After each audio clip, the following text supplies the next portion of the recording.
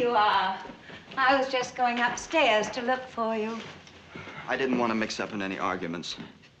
I feel too rotten. Oh, I'm sure you don't feel half as badly as you make out. You're such a baby. You like to get us worried, so we'll make a fuss over you. No, I'm only teasing you, dear. I know how miserably uncomfortable you must be. But you feel better today, don't you? All the same, you've grown much too thin. Come on, sit down. All you need is your mother to nurse you. Big as you are, you're still the baby of the family to me, you know. Never mind me. You take care of yourself. That's all that counts. But I am. Heavens, don't you see how fat I've grown? I'll have to have all my dresses let out. They've started clipping the hedge. Poor Jamie. How he hates working in front where everyone passing can see him. Not that I want anything to do with him. I've always hated this place and everyone in it. But your father liked it and insisted on building this house, and I've had to come here every summer. It was wrong from the start. Everything was done in the cheapest possible way. Your father would never spend the money to make it right. It's just as well we haven't any friends. I'd be ashamed to have them step in the door. But your father's never wanted family friends. All he likes is to hobnob with men in barrooms or at the club. You and Jamie are the same way, but you're not to blame. I know it's useless to talk, but sometimes I feel so lonely. Oh. Mm. Oh. Mm. You've got to be fair, Mama. Mm.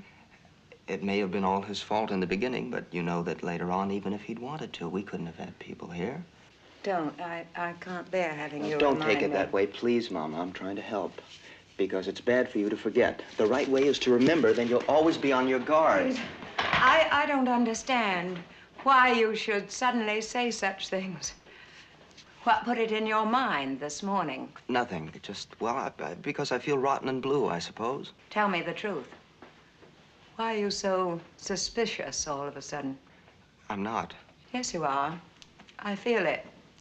Your father and Jamie, too, particularly. Now, don't start imagining things, Mama. It makes it so much harder living in this atmosphere of constant suspicion, knowing everyone is spying on me, that none of you believe in me or trust me. That's crazy, Mama. We do trust you. Someplace I could go to get away for a day, or even an afternoon. Some woman friend I could talk to. Not about anything serious, simply laugh and gossip and forget for a while.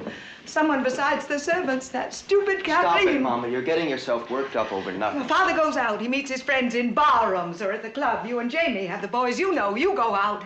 But I'm alone. I've always been alone. Come on now. You know that's a fib.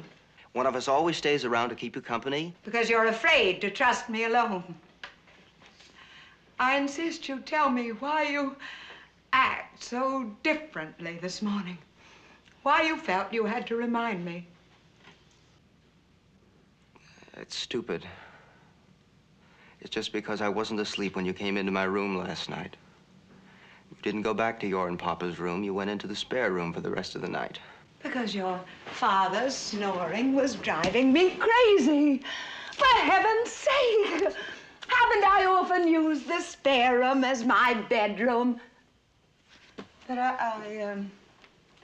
I see what you thought that was... I didn't think anything.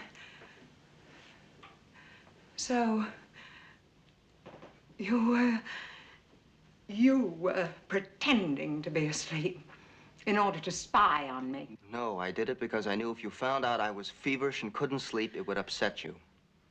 Jamie was pretending to be asleep, too, I'm sure, and I suppose your father... Stop it, Mama! Oh, Edmund! I can't bear it when even you... It would serve all of you right if it was true. Mama, don't say that. That's the way you... Stop suspecting me! Please, dear. You hurt me. I couldn't sleep because I was thinking about you. That's the real reason. I've been so worried ever since you got sick. That's foolishness. You know it's just a bad cold. Yes, yes, of course. I know that. But listen, Mama, I want you to promise me that even if it should turn out to be something worse, you know I'll soon be all right again anyway. No. And you won't worry yourself sick about it, and you'll keep on taking care of yourself. No, I won't listen when you're so silly.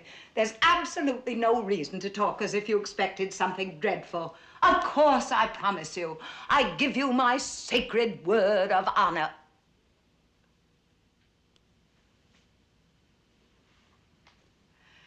But I suppose you're remembering. I've promised before, on my word of honor.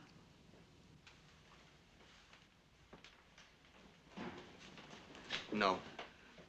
I'm not blaming you, dear. How can you help it? How can any of us forget? Oh, that's what makes it so hard for all of us. We can't forget. Stop it, Mama. All right, dear. I didn't mean to be so gloomy. Don't mind me.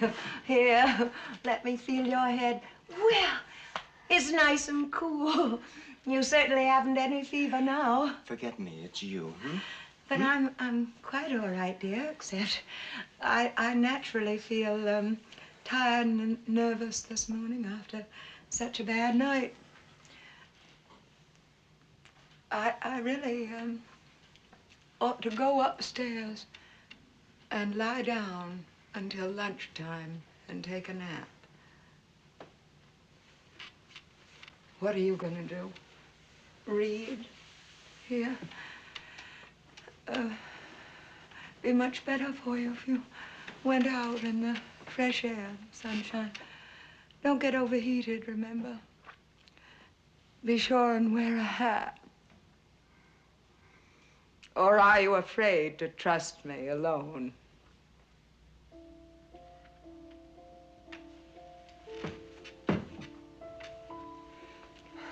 Can't you stop talking like that?